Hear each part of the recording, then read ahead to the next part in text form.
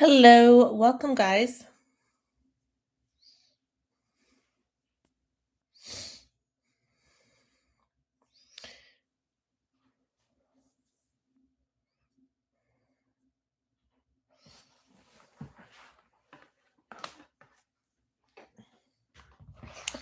Hello, welcome, guys. Welcome to another live on TikTok. Today, we're going to be talking about pre-removal risk assessment and refugee claims. So, if those are topics that you are interested about, stick around. We're going to have a very informative evening. So, yeah, let's get right into it. It's going to be 1 hour of just talking, answering questions. So please, you're welcome to put in your questions in the question spot. And yeah, we'll take it from there. Hi, Sandu. Welcome. Just a quick note, guys, and this is for my TikTok followers. Um, this is going to be live on on YouTube as well. And if you guys want to ever go back and refer back to my YouTube, my handle is, give me 1 second, at banush.shefi. So it is, you can go back and refer to that too. So just a few things, guys, to remember. Please remember that nothing I say here is meant to be legal advice. Please protect your own confidentiality. Remember, this is a public forum. People can see your information if you present it. And yeah, and again, please remember it's not legal advice. And if you do want legal advice, you would have to book a consultation. And please remember my consultations, and I think a lot of people, um, people, a lot of people think that mine are free. They're not. I do charge a fee for them. And yeah, that's just about it. Okay, so what's going on with Bill C-12? That's a very good question. Oh, and thank you guys for the hearts and for the roses. I really appreciate those. But again, it's not necessary. I'm happy to answer your questions. Sandu, I appreciate that. And maybe it's a language barrier thing. I would appreciate if you don't use endearing terms towards me. And I don't mean that in any negative way. I'm sure it's maybe sometimes a language thing.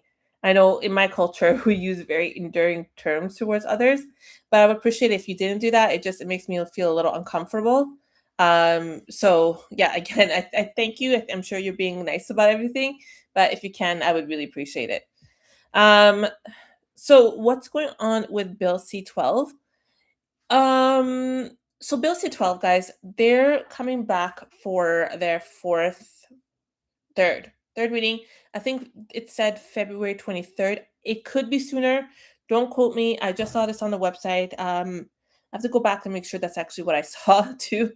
But it's yeah. They're doing the committee readings really fast. And honestly, I know I said it's coming in spring, but I have a feeling it's going to come up faster, this bill. So it's coming up. And again, if you are thinking about seeking asylum, or if you need it, now is the time. And especially if you've been here for longer than a year, because this can very much affect you.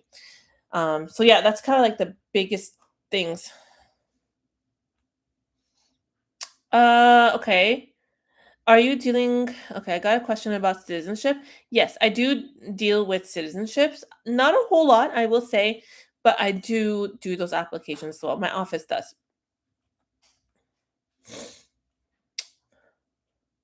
How much do you charge for an hour of consultation? Derek, it depends. Well, no, it doesn't. An hour is generally 150 for a full consultation. And if you guys, now this is a new thing I've brought in. If you do sign on with me and you become a client, then I take that $150 off of your final payment. Um, so sorry, your overall payment or the fee. So if you want to do that as well, you can. So it would be, for example, you pay for the consultation, Great. And then you like initially want to sign on, and then your final retainer fee would be deducted of that like consultation fee. I checked my refugee status online and I mean processing time and it shows 9 months, so I need to wait 9 months. Eminence, that is those timelines are estimates. I wouldn't focus too much on them. I mean, it's a good place to get an idea of what your processing time are. But they're very much. Oh God, it's lagging again. Why does it keep doing that? All right, guys, I will come back because I think this. I don't know why I keep doing it every time I come online on my laptop. It starts doing that. Maybe it got better. Let me see. MZ, I don't know what you're talking about. That's not true. That is not true at all. They're not refusing 70% of the cases. Sorry, I just saw that. And guys, like, I don't know why some people feel like they want to scare other people. That's not true. That's not how they base on things. And they're like, okay, well, now we're going to go refuse 70% of the cases. Not at all. Refugee claims are a very case by case situation. And they review cases to if there's real risk and persecution, right? There are percentages of acceptances, like for example, for PRRAs, but for someone to come on and say it's 70% of asylum case, that's not true. Okay, there are percentages by the country, right? Because some countries, let's say, like for example, United States, it's not known for it to be a country where, for example, I don't know, I can name a random country to you, like Iran, right? It's not a country like Iran where there is a dictatorship and there is like serious concerns of human rights violation. And I say Iran because it's my own country and I can talk about it. um, you know, so like United States, for example, is doesn't have. I mean, arguable. I will say, very much arguable.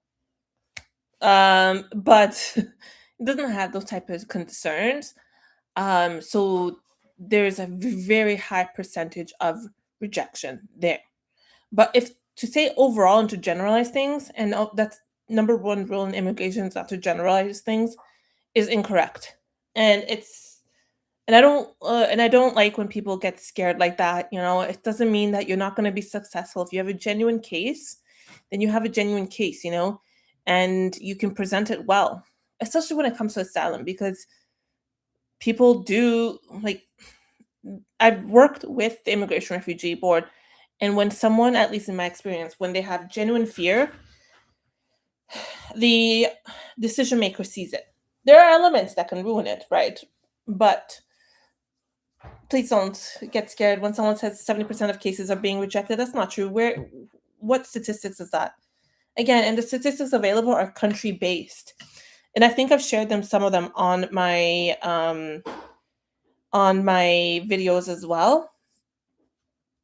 Sorry, I don't want you guys to be scared. Like that's not a thing right now. But Bill C-12 will very much make it difficult. That much I can say. Will make it difficult for you to seek asylum. Pre-removal risk assessments will be a lot harder because there is a higher percentage of rejection for them. The overall acceptance rate is 5%, but again, it does not mean that you will not be accepted if you have a genuine strong case. But also the threshold for pre-removal risk assessments is high, right? Like for example, if you have serious criminality or if there's other elements, it factors in, right? How much do you charge per case? Okay, so it depends. If you guys are talking about refugee claims, I charge 2,500. If there is additional family members or dependents or people in the case, it's an additional 1,000. Now, all of my prices are transparent and they're all online. So yeah. MZ, are you a consultant or lawyer?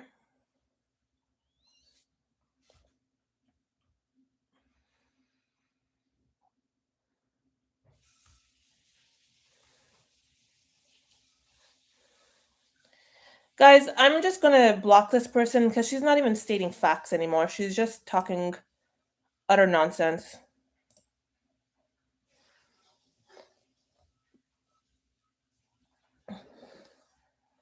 All right, so I blocked that person. That's not true. I don't even know what she's talking about at this point. It's a shame that these consultants aren't aware of what is really going on in terms of backlog. Yeah, of course there's backlog. It's an immigration process. There's always backlogs.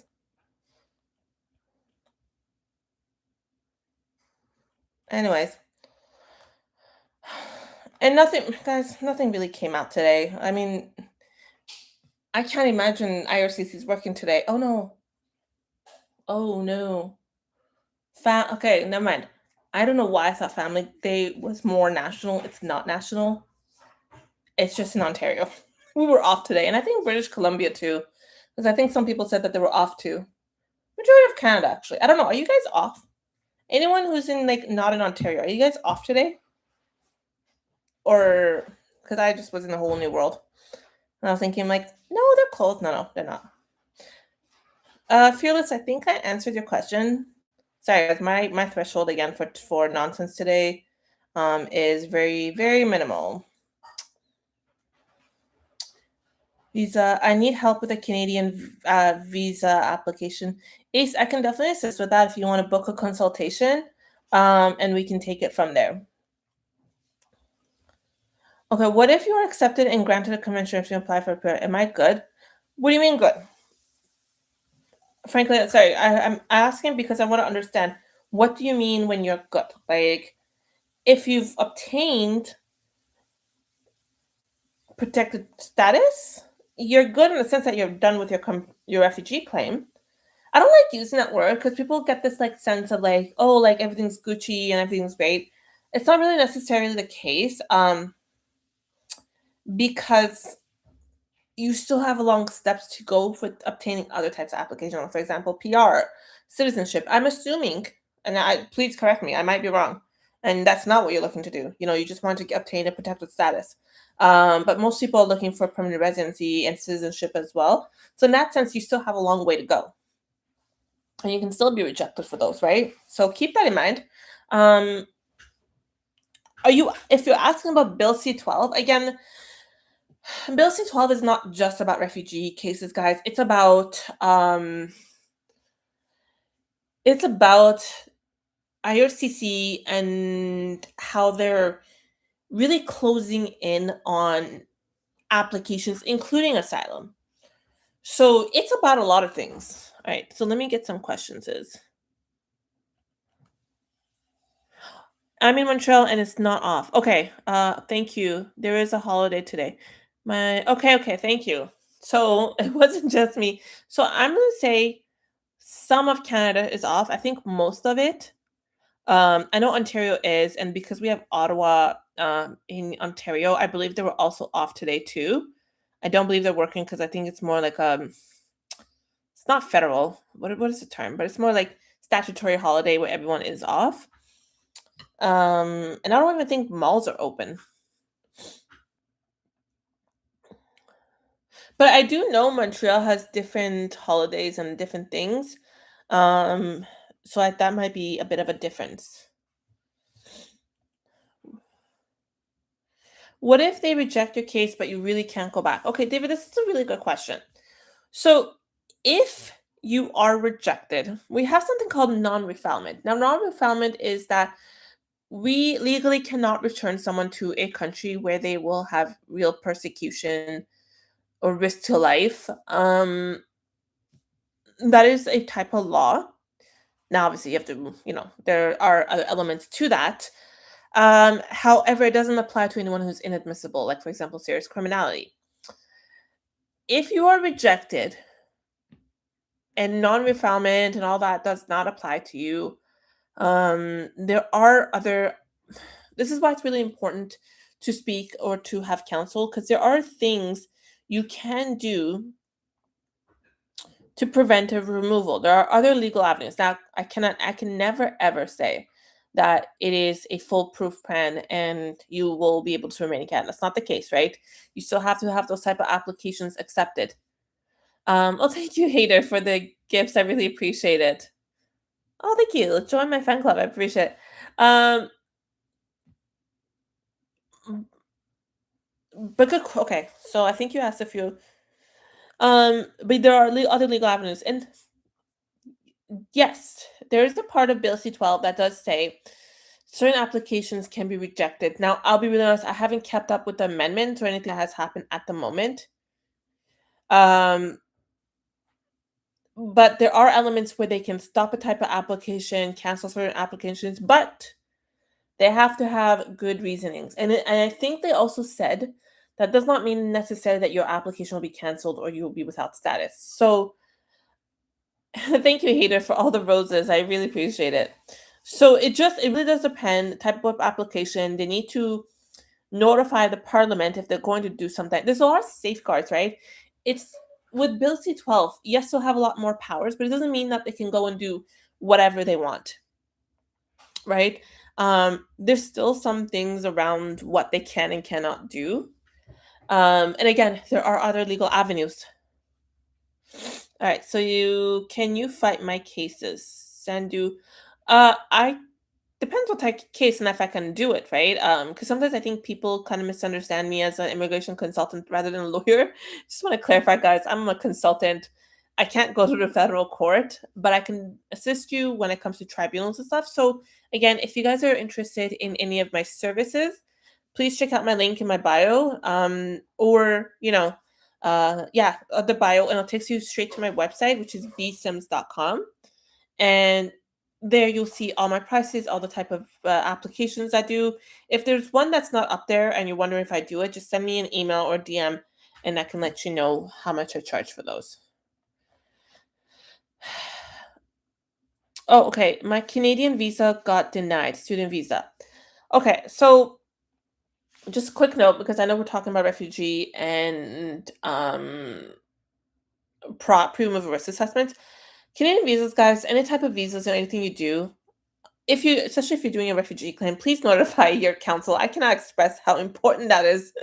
Notify your counsel. Two, anything you submit to IRCC is going to be on the record, right?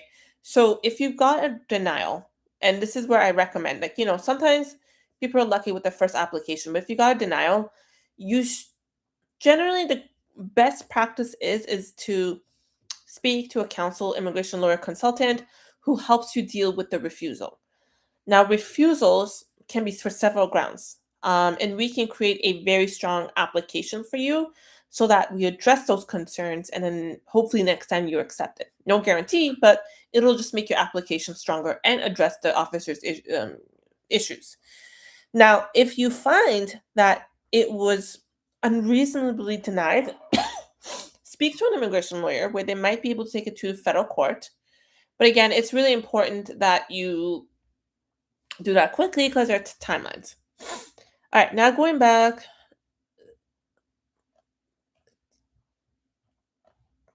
Sandu, I don't even know to what type of application you have and what to tell you. My prices vary. Good day. What can an asylum do in Canada if he doesn't have evidence from back home? So, Nicole, I hope I'm pronouncing your name correctly. This is a really good question, guys. Let me tell you first things first. Sometimes you think you don't have evidence, and I've had this situation with a lot of my clients, especially in the past, when they're like, Manoush, I have nothing to show for evidence. And then you'd be surprised I had evidence. It very much is possible. I want to make that clear, that you don't even know you have evidence. So this is where it's really important to come talk to a specialist or someone who specializes in the refugee claim, because we know how to pick up what can be evidence, what can support your claim. Now, evidence or disclosure, guys, is basically a documentation of supporting what you have said. If you said, listen, there is, I don't know, members of a gang coming after me and they're trying to kill me. Excuse my language. I don't think I can say that on TikTok. Sorry. Unalive me. I need to seek safety in Canada.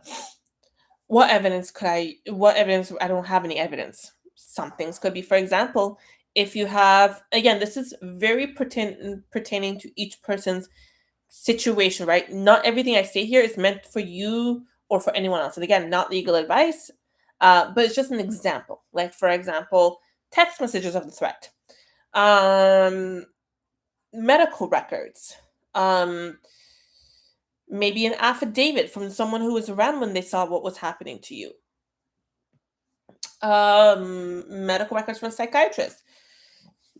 Excuse my language. Oh, excuse me. um, what else could be? Sometimes people don't realize. Yeah, text messages are like some of the strongest things that you can not text, sorry. These type of things are like things that people don't even realize that could be evidence, right? Country conditions. Country conditions you can find on you can find country reports, country evidence, which the refugee refugee protection division uses to understand what's going on in that country too. So you think you might not have it, but you might, and this is why it's important to speak to a professional. Under what conditions can a claim be denied? Wow, these are really good questions, guys. Okay, refugee case, how much fees? Sandu, if it's for, sorry, I'm just going to answer Sandu because I think he really wants to know. I've charged 2,500, right? And then if there's additional people, it's $1,000 for each additional person. No, I don't charge it $5,000. I like to keep my prices at a very reasonable amount, guys, to make it affordable. And I have good payment plan options too, because again, I know representation, especially in Canada, is so ridiculously expensive. Trust, I know. Okay. Under what conditions can a claim be denied? So a claim, it really depends why they're denied. There are so many different reasons you can be denied, but some of the biggest reasons and the worst reasons, and I'll tell you why later on, guys, the worst reason to be denied are for grounds of credibility are manifestly unfounded. I've brought this up in my videos, and if you're not a follower, follow me, okay? Because you will see my videos and explains these really thoroughly. The reason why credibility or manifestly unfounded claims get denied are bad is because then you do not have the eligibility to appeal that decision to the tribunal. And that becomes a whole lot of issue, right? Because people, there's several reasons why you can't appeal, but one of them is manifestly unfounded or rejection based on credibility. And that takes away your ability to appeal. Now, credibility, for example, a lot of times people don't realize can be you lying about something, or giving fake documents, or what else is there? So many different reasons. I don't know how to name everything. Like, for example, some of the biggest things I've seen, and this is usually with the minister's council that they've been present, is you'll say something in your, for example, basis of claim, and then sorry, I'm laughing because I feel these are actual situations I've seen. I feel bad for the individual, but it's like, oh my god, this could have been so avoidable had you just been honest. But for example, he'll say something like, "Oh, I was with, I don't know, this group of people at this time," and then another part of their application they say, "No, I was with these people at this time." Two different answers, and then the member or the minister's council will be like, "Which one is it?" And then they're like, "Oh, well, I don't remember. Oh, well, I don't know." I mean, very much so. It could be a matter of you don't remember, but it could also it makes them question you. If they see more of that happening in your case, then it's a credibility issue. There are other reasons why they can reject it. Internal flight alternative is another big one. For example, let's say, hey, I'm running away from a gang in my country. Okay, great. I mean, sorry, not great. I apologize. Not great. Okay, so you're running. The Refugee Protection Division is like, okay, you're running away from this group. Genuine fear. We understand that. But can you go to another part of your country and seek safety there? Is there another part of your country that they're not present in, that they cannot reach to? And if that's the case, they can reject and tell you that you can actually go to that country and seek safety. How you can actually prove that they can reach to you is, for example, news articles, evidence that they've been in that part of countries too, and there's nowhere in that country you can safety. One big reason, for example, that a lot of people like are very easily able to prove internal flight alternate is not possible is, for example, if you run away from the government. The government has a reach everywhere. There's nowhere in the country you can run to seek safety from them. Gangs are a little bit harder because, again, they have to be like a national type of gang for you to not like for them to have reach everywhere. Sometimes that is the case, like money and gangs come in hand, and the ability to reach anywhere in any country is very much possible.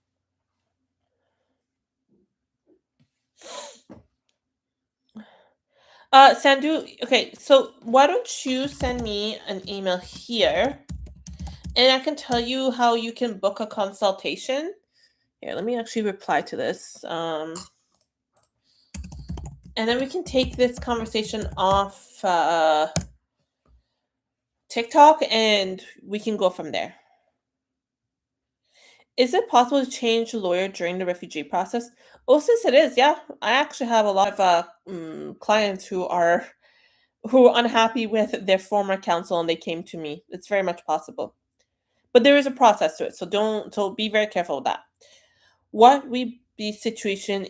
What would be the situation of HNC and refugee approval after 3 years in Canada?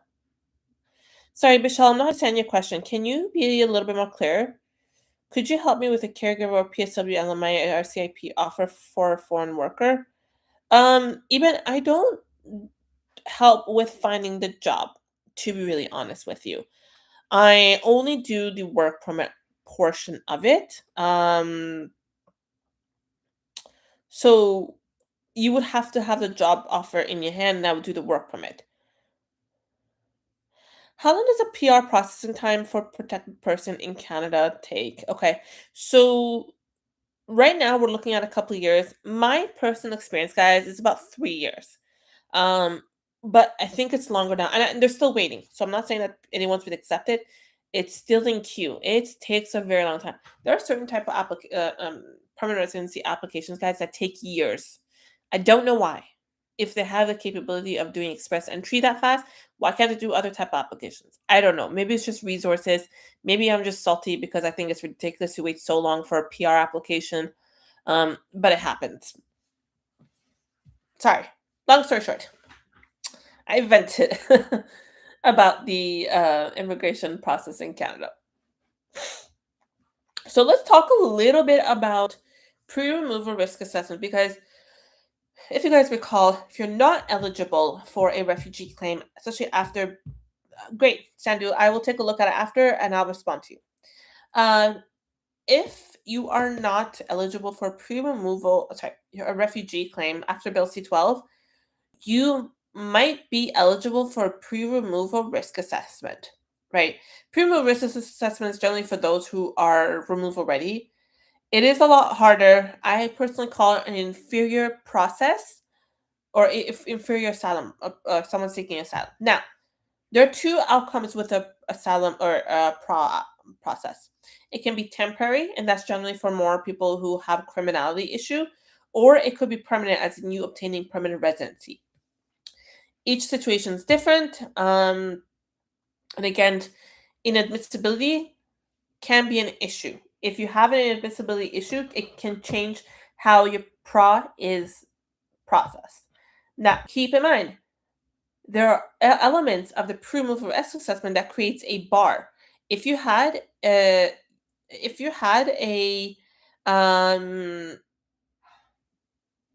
refugee claim, or if your refugee claim was denied, you're barred for 12 months, unless there's exceptions, even for HNC, unless you apply for extension.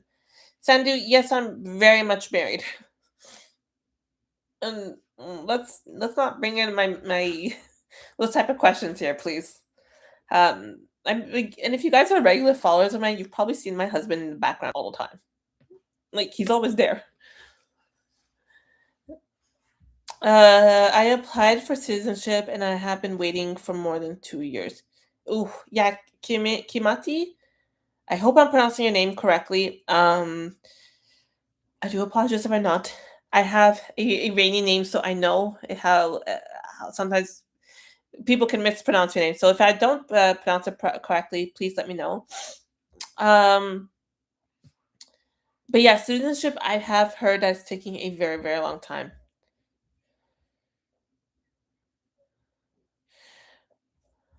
Okay, thank you. Do you think CEC draw will come to 500? It's coming pretty low, Gimme. I'm not gonna lie, they're coming pretty low. I don't know. I'll be really honest. I don't know. Because they're being very choosy of uh, who gets PR, especially with our new minister, Lena something. Um, it's possible, but it might not be possible. I don't know. Um, I think maybe once they will. Lena, yeah, thank you. It might be possible that they might do it once, and that's about it. Because we've gone fairly low. Like we've gone 509, or was it 506? That was the last one. It was, and I was very impressed by that too. My prediction is one staple this year, but I could be wrong. They could just be like, nope, that's it. We've gone to the lowest and start going back up again. Uh, can I apply for HNC if I have religious persecution in my background, my home country? Bishal, it, so what you might be looking at is hardship. Now, again, please remember this is not legal advice. I don't know the full extent of HNC, your situation, and HNC it's one of those applications. It's hard to get accepted. It's very discretionary, and I, you guys can hear my husband in the back, like shh. Um, Kimati, Sorry, I'll answer your question in a second. I don't know if I saw it. You didn't answer. Sorry, I totally got it distracted. You didn't ask a question. You just said, "Do you think CE? No, can I? No, I applied for citizenship and I've been waiting for more than 2 years." You just made a statement.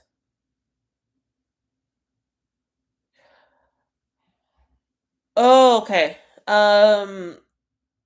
Okay.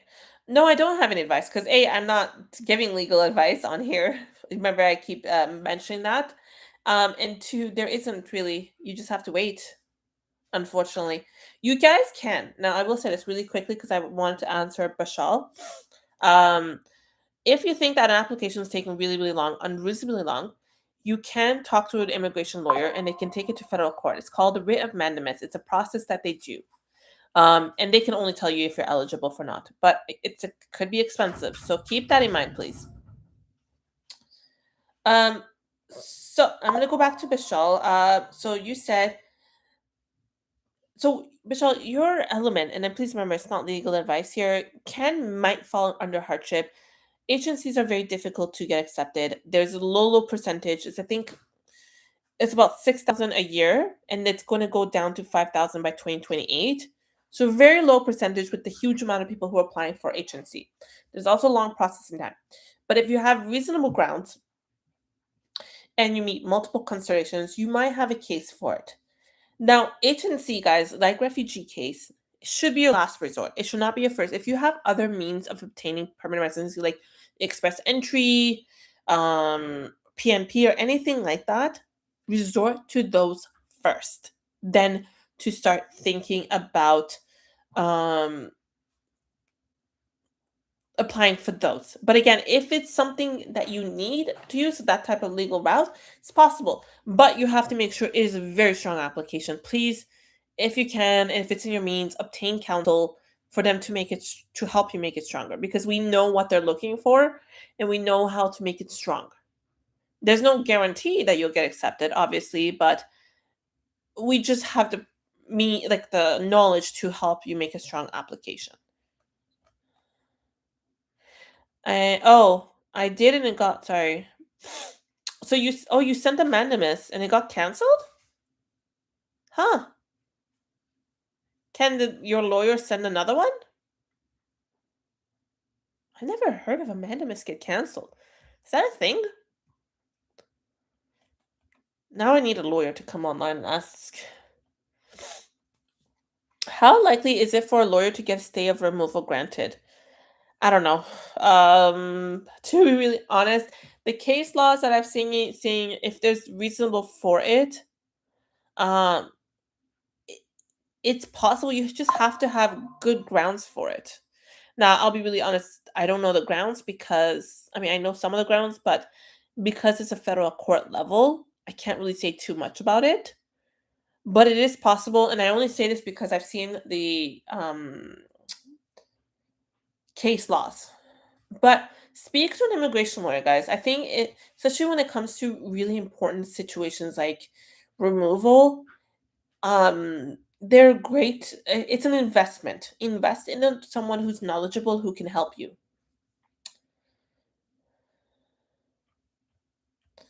What's a mandamus? Okay, so mandamus is good question. A writ of mandamus is basically you asking the federal court to tell IRCC to make a decision on your case.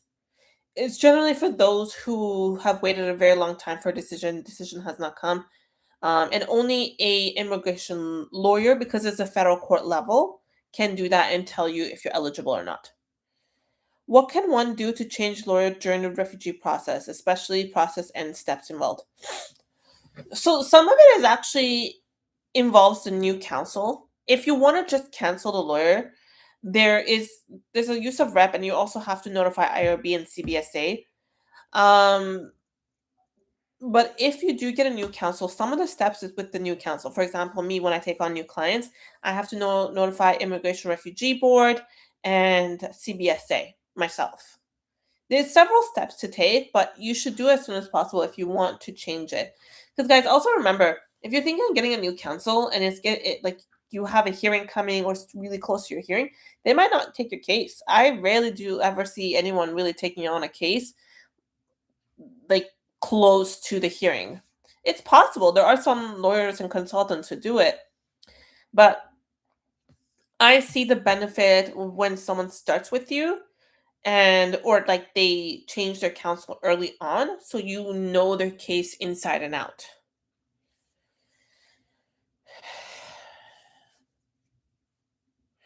Oh, okay. Maybe in the future I can't apply for refugee because the new rules apply for 1 year. So what can I do? So a pre-removal risk assessment might be possible. Agencies are also possible. Again, you have to have a strong case for it. Um, there's also other types of applications. If you're eligible, again, keep in mind refugee, PRRA, and all those other ones should be your last resort, guys.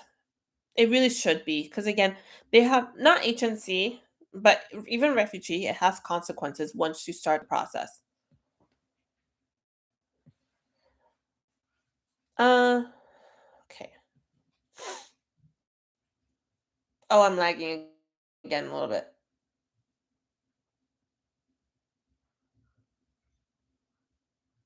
Sorry, give me 1 second, guys. Okay, I think the lagging is fixed. All right.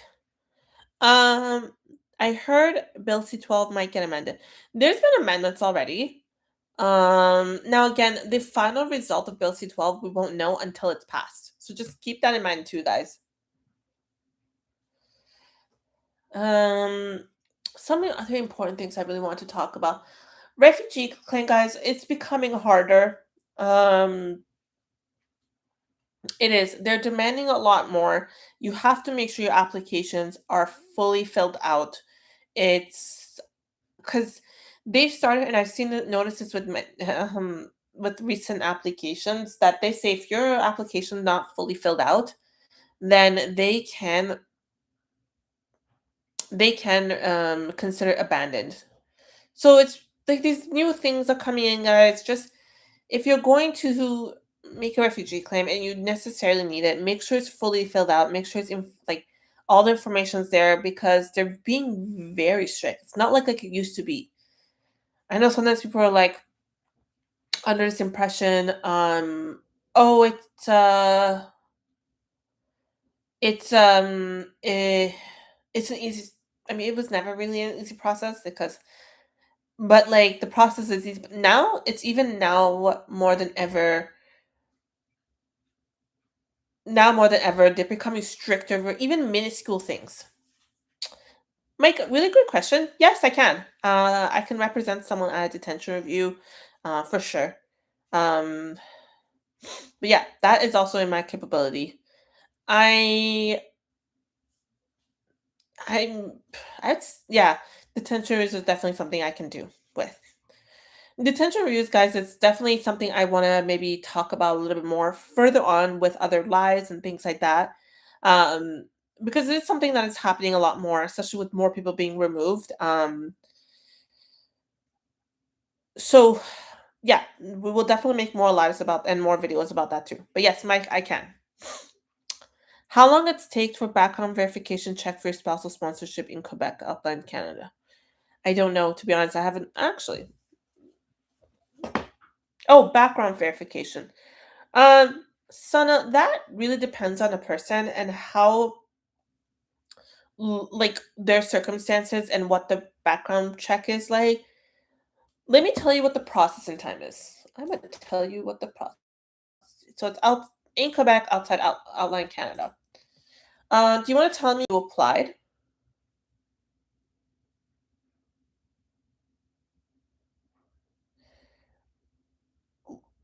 Um, just waiting for Sana to answer me.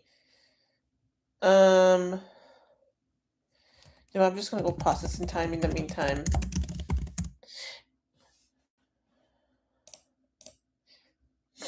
I'm just gonna do this if anyone's curious. Da, da, da. 2 seconds. Economic family sponsorship. Yep. Spousal outside Canada. In Quebec. Say yes, and I'm assuming. Okay, I think we lost Sana. Maybe. Um. Okay. I'm just gonna say, like, if you applied, let's say last year, April, 25 months. It's about 25-ish months if you applied last year. Okay, so I had some other questions. What is the best and fastest way to come to Canada after removal if you're PSW? Barbie, that really depends on what type of removal you had. Because you remember, and I've made some videos about this. We have three different type of removals. Deportation order is the worst one, right? And if you, especially you don't tell CBSA, your other removals can be considered deportation. Depends on what type of deportation order you have, or yeah, depart departure order. Yeah, a departure order you have, and they make a difference in if you can return to Canada and how you can return to Canada. So please keep that in mind. And if there are any programs available and what type of additional documents you're going to need. What does the RPD process mean in refugee status? Sorry, Kamal, can you be a little bit more specific? Because RPD process means Refugee Protection Division. RPD in itself means Refugee Protection Division. We have four divisions in the Immigration Refugee Board. We have Refugee Protection Division, RPD. We have the RAD, which is a Refugee Appeal Division. Then we have ID, which is an Immigration Division. And then the last one is IAD, which is the Immigration Appeal Division.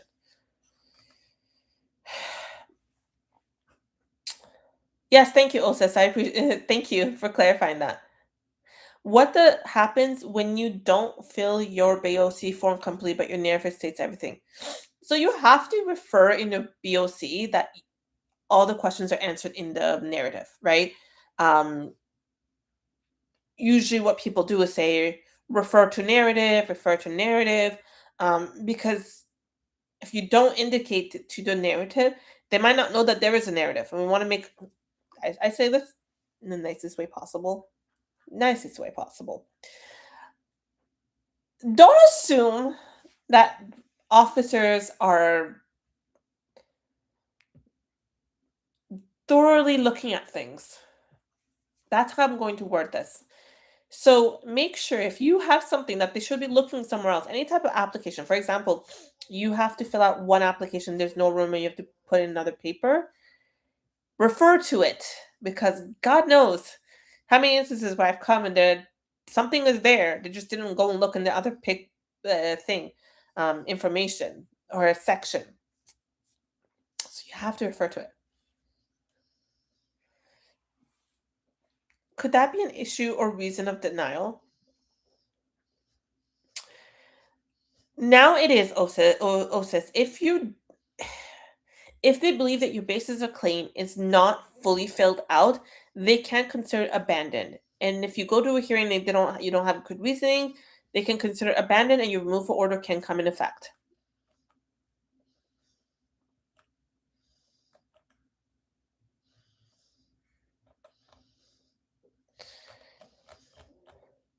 Do you have any idea when Bill C-12 slash 2 might be implemented? So Bill C-12 2 is basically on hold. I don't understand why they decided to create a whole new bill that's literally the same thing. Don't ask me. I don't know why they do stuff. I'm trying to be nice.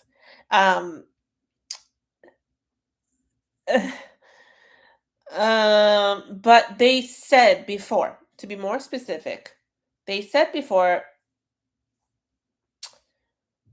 that might come out in spring. But now I'm starting to think it might be a little bit faster because how fast they're going through this bill. And this is why, guys, I do think it's going to come out because there's multiple politicians who want this to come out. You know, even the ones that like to, because I watch sometimes the committees as much as I can. They're not really arguing. They're not really fighting it. They're just utter nonsense. It's just formalities at this point. But all of them want this bill to come out for whatever reason.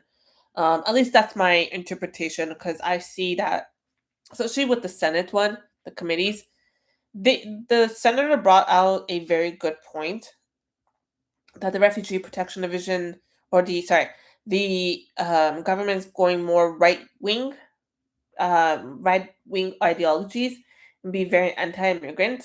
And the Minister of Public Safety, Gary something, basically didn't even answer the question. And he's like, "Oh no, we're just cleaning up the silent whatever." Um, whatever thing he said, and he just answered but not answered the question, and Senator just didn't look like he cared. He did not care. And he just moved on. And he's like, "Okay, good. I did my part and asked a question that we're all very concerned about and moved it along." So yeah, it is going to be coming out. We might be sooner than before. If you guys can tell how passionate I am for this topic, I cannot express to you how annoying this bill is and how none of the people that we pay with our taxpayer dollars to bring forward our best interests are doing anything about it. All right. I mean less complex refugee in RPD. Okay, so come on. A less complex. There's two types of less complex cases in refugee. There is a short hearing, and then there's a possibility of being accepted without a hearing. If you get a short hearing, that's a form of less complex. If you get a um file review which says that you might be accepted without a hearing, that's a different type of process, but they're both essentially to um kind of like process things a little bit more effectively with the Refugee Protection Division.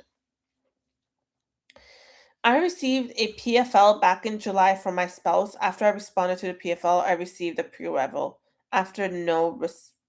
I don't understand the question.